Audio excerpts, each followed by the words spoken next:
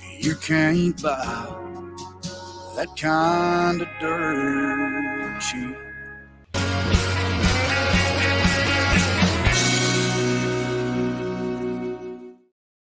Hey, everybody. Welcome back to Speechless. I'm your host, Phares, 23-year-old conservative activist and music fan. And so that's why I get to videos like this, fun reaction videos to songs that people send me and say, hey, Cav, you should react to this. Let me know in the comments if there's any songs of any time period at any point that I should react to. Let me know. And when you do that, don't forget to like this video, subscribe to the channel, comment what you think, share it with your friends, all that fun stuff. But I was sent this song by a phenomenal viewer saying that, hey, you should check this out because if anybody knows me, if anybody knows the music I listen to, the things I like, then you know I'm a fan of storytelling. I'm a fan of when an artist can do a very good job of telling stories, and that's what it seems like this song is about, based on just the minimal knowledge that I have of Cody Johnson, who this song is by, Dirt Cheap by Cody Johnson. So let's just get right on into it.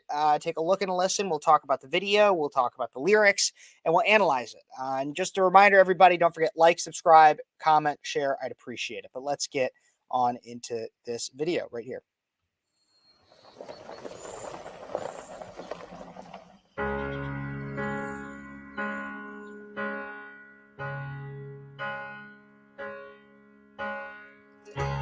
They came in thinking top dollar to that old cotton crop farmer. They knocked on his screen door and he said, Lord, what you need, boys? What do you need, boys? And they said, you know, all the others went and cashed out. We got the subdivision all mapped out. It'll sit right here on this land. And you could leave town a rich man. And he said, boys, whatever you're offering, it won't be enough. 'Cause I got a little girl that used to swing right there. I still see her pink bow in her brown hair. She's in the big city, but she still calls home. What's she gonna do if she comes back and we're gone? And over there under that white oak tree, beneath the cross is where my best buddy's buried. Lasted 13 hunting seasons running strong. Keep your money 'cause a man can't leave his dog. And over there's where I got down on one knee. You can't buy that kind of dirt cheap. Like, this is a kind of music that I really like. I mean, like, I like a lot of different types of music. I listen to a lot of different types of things, but this is a kind of music that I honestly had thought for a while had been lost, especially among country. Country is a genre where storytelling and tradition was very honored. Oftentimes the instrumentals are very, very simple because you're supposed to be focusing on the lyrics. And Cody Johnson has a great voice. He has a great voice. It's deep, it's melodic, it's good. But a lot of times even the voice doesn't have to be good because it tells a story, and it tells a story like this, and if you listen to Johnny Cash, if you listen to a lot of older, I mean, Waylon, you listen to stories. Even Elvis told stories. I mean, some of it was more pop and rocky, but a lot of old musicians that were in R&B, blues, and country, and folk, they told really good stories. And for a while we lost that through a more bro country era. And I think of like the song Cruise by Florida Georgia Line, catchy and fun song, but lost the story. And now we're kind of coming back to it. And a song like Feathered Indians by Tyler Childers, which really blew up. Tyler Childers does a great job with storytelling. There's other artists out there. Some Hardy songs are very good at storytelling, but not just Hardy as the songs that he self-records, but also a lot of the ones that he writes. Very good at storytelling. Ernest, also another great storyteller. And this is a perfect example. Cody Johnson with Dirt Cheap. I don't know if he's the one that wrote it. I could look into it a little bit, but this is a phenomenal story song, and it's quite clear. It's obviously about a man who is being approached, and this seems very relatable, as I know people with farms. In fact, my family just recently sold our farm, but to family friends and everything. And I know this is exactly how our family friends would react: is their land and the things that I mean, this isn't even just about somebody who owns a farm. even somebody who grew up in suburbia, it can be hard to part with what you own and the land you have and your property, because it can mean so much more than a dollar amount. It can have so much more meaning. It can have all the memories within it. And I think that's what makes this a very, very emotional and strong story from Cody Johnson. And lyrically is very, very tugs at the heartstrings. Let's keep going here. One man smiled and he kind of looked away. The other said, before we go, I gotta know one thing. Between the droughts and the floods through all the years, what in the world got you through? How the hell did you get here? And he said, that little girl that used to swing right there, I still see her pink bow in her brown hair, running up after one of them long days, her big smile making every little worry fade. And over there under that white oak tree, beneath the cross where my best buddy's buried, all them hunting seasons freezing in a John boat, me and him double barrel in a two-stroke. And that woman that said yes, but I got down on one knee. You can't buy everything that is important to me is here. Oh man. No, it ain't something you fall into. It's something God gives you, and you hold on to. Grandpa, Mom, they're here. Beth, when did you get here? Hi, Dad. Honey, you go Are back these people inside. friends of yours? No. Who are Look, he told you last week and the week before that. This land is not for sale. Go inside, Dad. She's in the big city now, but she still calls home. She's coming back next week, and man, it's been too long. Before we get into the final big, obviously, crescendo that is going to lead likely into a last chorus, I got chills right now, man. I got chills. I'm getting, like, honestly, a little emotional just watching this, because I think that there's an opportunity here to discuss a cultural shift that's different from generations, and I think that it's kind of an undertone of this song. So many people in my generation, in millennial generation, and it might be shifting back. I'm not 100% sure yet, but they're so keen on renting. You rent, and you could try living all these different places, and you never actually, and then you can always, you never have to worry about actually fixing anything on your own, because you can have the landlord will have to actually get somebody to fix your dishwasher, your dryer, your washer, anything like that.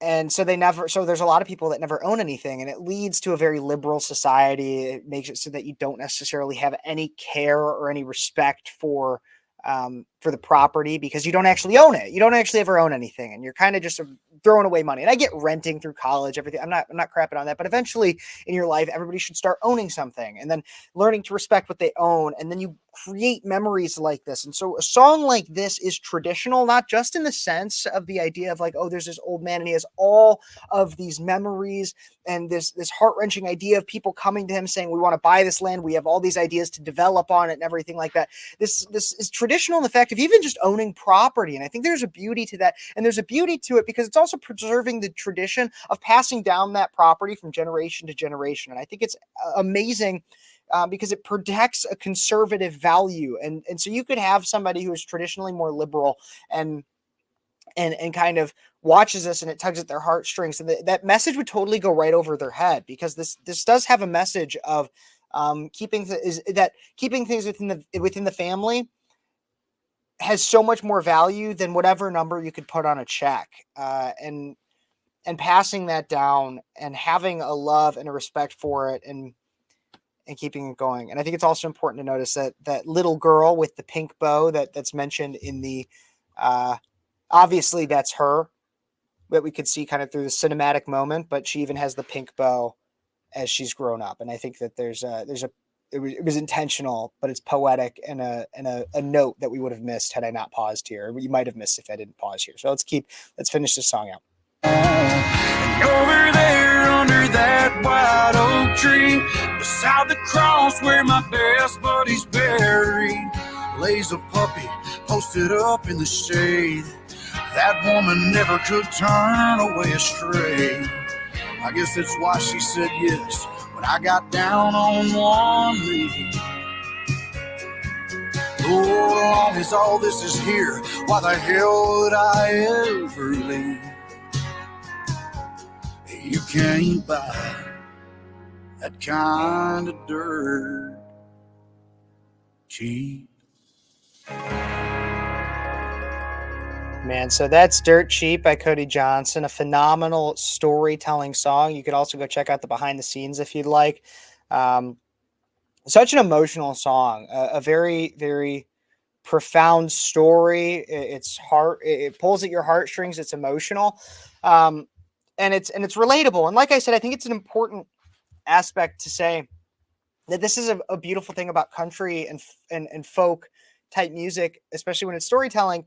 Is yes, obviously in this instance, in this specific story, at a shallow level, it's about the farm. It's about this vast amount of land. It's about living in the country, and this is likely a story that relates more so to people like that. But it even can relate to somebody who grew up in a suburb or semi more urban area. Maybe not somebody who rented their entire life. Obviously, not somebody like that. But and rented and moved around a lot, anything like that. But to people that have had generational homes, or even just a home that they grew up in, that they spent all 18 years of their life, 20 years of their life growing up and learning to become an adult before they went out on their own. And then they came back and their parents still lived there. This is relatable and it's beautiful. And I think there's something that's great about this song.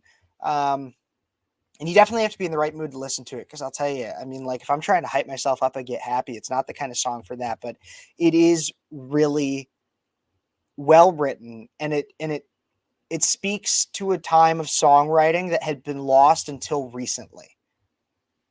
So I really do like that. But what do you guys think about the song? I know sometimes slower songs and sadder songs might not be something for everybody, but I think this is actually, while it can feel sad because it tugs at your heartstrings, there's something happy about it in the idea that like there is no value greater than the love I have for my family and for the memories. There's a lot of beauty to that. I think it's also worth pointing out, I'm thinking about it even more, that he talks about like three main things in that chorus. He talks about the little girl wearing the pink bow. That's his daughter. So his kids. Then he also had his best buddies buried under a tree. That's friendship. And then he also has the woman that he got down on one knee for. That's his wife. And so he talks about the three types of relationships that are most meaningful in the world, and preserving those. And I think there's a beauty to that as well that also makes it relatable outside to just somebody who might live in the country or in a rural area. It talks about preserving the memories of your children, of your best friends, of your true closest relationships, your best buddy, and your wife, your spouse, the person dearest to you in a romantic way. I think that so your familial, your platonic, and your romantic relationships. It hits on all three of those. This is a song about relationships, about memories, traditions. And those are universal. And so when anybody tries to tell you that country is for hicks, folk is for hicks or for rednecks, and it's just about beer and guns and trucks and losing your girl, it's not.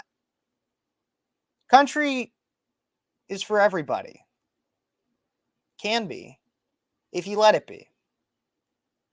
All you got to do is listen. It's beautiful. I really like this song. Let me know what you guys think in the comments. Don't forget to like this video, subscribe to the channel, comment what you think, share it with your friends. Let me know, is there another song I should react to? Let me know in the comments. God bless you. God bless America. And until next time, you've been watching Speechless.